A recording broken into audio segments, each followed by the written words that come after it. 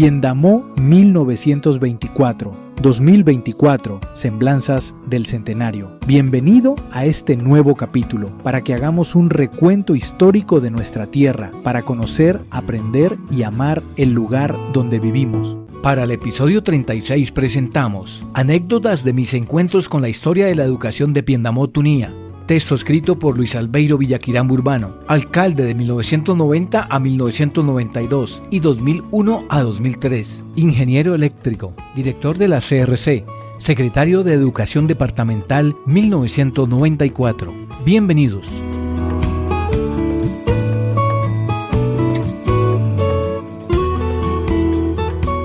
Anécdotas de mis encuentros y desencuentros con la historia de la educación de Piendamó, Tunía. Nací y crecí a comienzos de la década de los años 60 del siglo pasado, en un lugar maravilloso y casi mágico, asentado en las estribaciones de la cordillera central de los Andes colombianos, donde quebradas de aguas cristalinas, cascadas y chorreras caudalosas armonizaban con la naturaleza exuberante y frondosa del paisaje.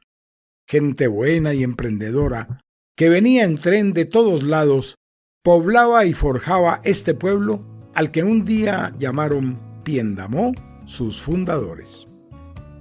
Había pocas cosas, algunas calles polvorientas, definidas por casas de adobe y bareque, con techos de paja y barro, un mercado cuyo barullo animaba el ambiente, no había energía eléctrica, y la tranquilidad cotidiana solo era interrumpida por el pito poderoso y el ruido estrepitoso del paso entre rieles y traviesas de la locomotora a vapor que pasaba casi a diario por el centro del pueblo. Piendamó estaba todavía en una etapa temprana de su formación y fue allí donde nací y crecí.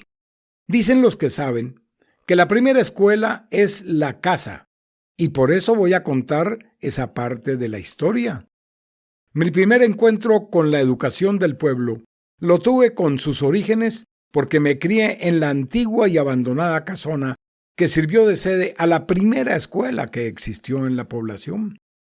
Estaba ubicada en la salida a Silvia, barrio La Inmaculada, y mi padre la compró al municipio por 7,000 pesos, a sabiendas que estaba encantada porque, según la gente decía, allí en las noches asustaban.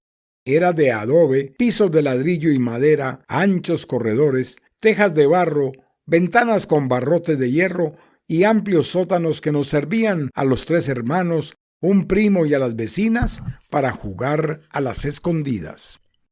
En las noches recuerdo que a la luz de la vela veía entre sueños y sombras a ratones gigantes y espantos que asaltaban mi imaginación infantil. Mi padre era el polvorero del pueblo y allí estableció su fábrica y punto de distribución, cosa que no agradó a los vecinos y con el tiempo le tocó salir por orden del alcalde. Su salida fue acompañada con nostalgia y resignación de sus químicos, libros, fórmulas y trastos para fabricar los conocidos fuegos artificiales que tanto alegraban nuestras navidades. Aunque en esta casa mis padres me entregaron desde muy temprano, con su ejemplo, las bases de lo que fui, soy y siempre seré.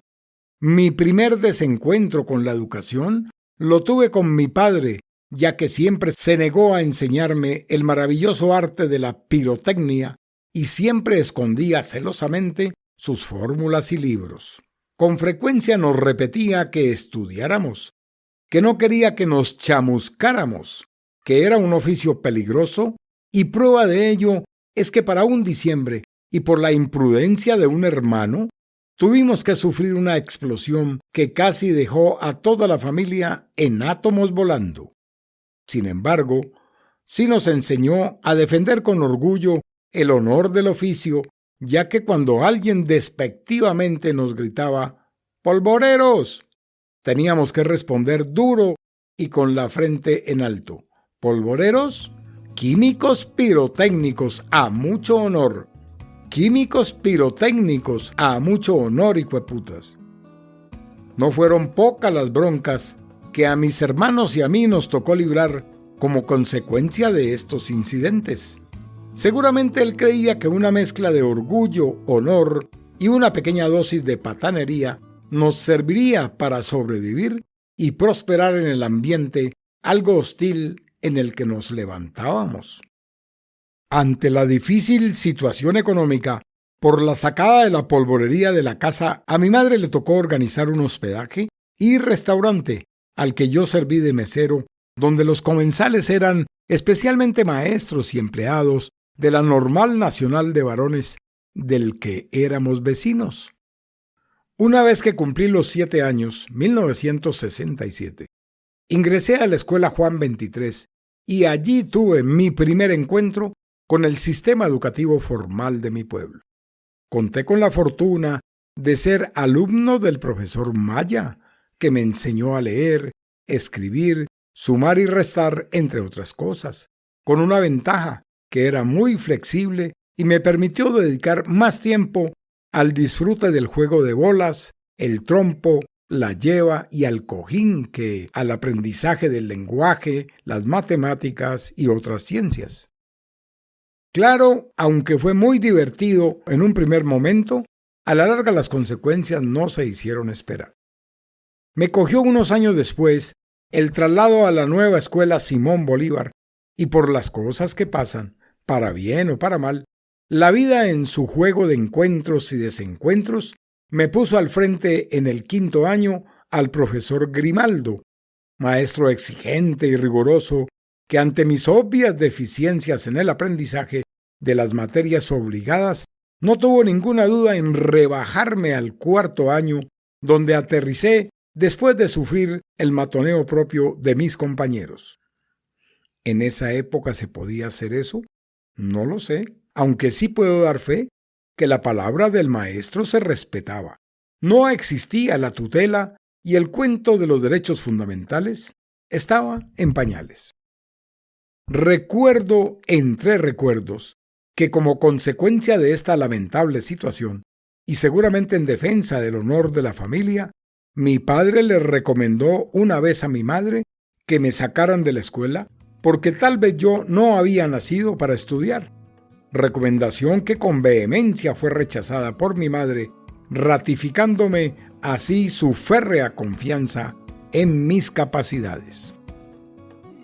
En mi retroceso educativo, y una vez me devolvieron al 4º año, la vida volvió a jugar sus cartas y para bien seguramente me tocó entonces ser alumno del profesor Collazos.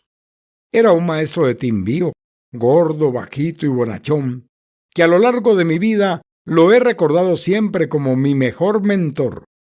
Con dedicación casi exclusiva, con un gran esfuerzo y animado por el amor a sus alumnos que siempre lo caracterizaba, no solamente me niveló académicamente para que no siguiera cayendo en mi desarrollo educativo, sino que me elevó la autoestima y me ayudó a descubrir mi verdadero potencial como estudiante y ser humano.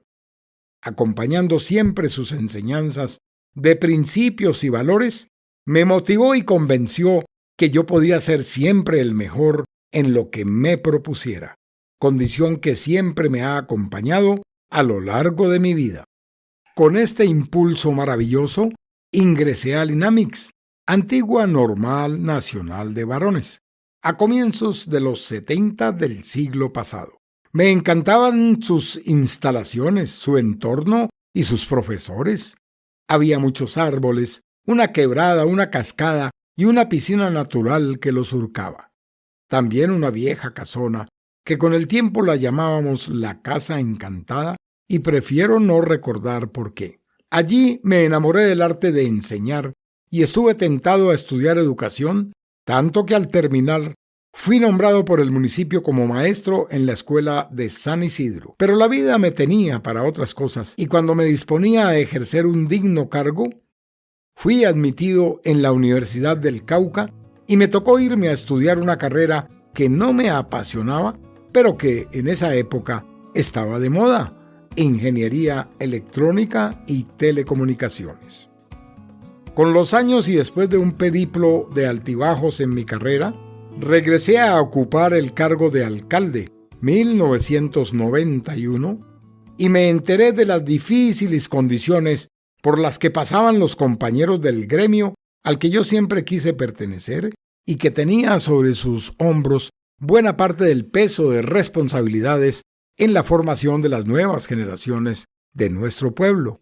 No pude hacer gran cosa por ellos en ese entonces, pero cuando la vida me colocó al frente del primer cargo de la educación del departamento, 1994, pude con mucha gratitud ayudar a dignificar su trabajo y esfuerzo de casi toda una vida en beneficio de los niños y niñas de nuestro municipio, ya que yo también fui uno de ellos y mucho me beneficié. Hoy, si me preguntaran qué quisiera hacer si pudiera en la etapa final de mi vida, yo diría sin dudarlo, además de vivir en mi pueblo natal, maestro de escuela. Pero, así como el profesor Maya, que me permitió ser un niño feliz, o como el profesor Grimaldo, que me enseñó que no todo en la vida es juego, o como el profesor Collazos, que me ayudó a liberarme de la ignorancia de lo que yo mismo no sabía que era capaz. Por el momento, agradecemos tu compañía. Te invitamos a seguir nuestro próximo capítulo. Narración: Jaime Franco Posada. Edición y montaje: Alcibíades Calambás Bernal. Estudios: Jogoneando. Produce Comuniquémonos con Jaime Franco y Organización Jogoneando. Página web www.jogoneando.org. Piendamó Tunía, año 2025.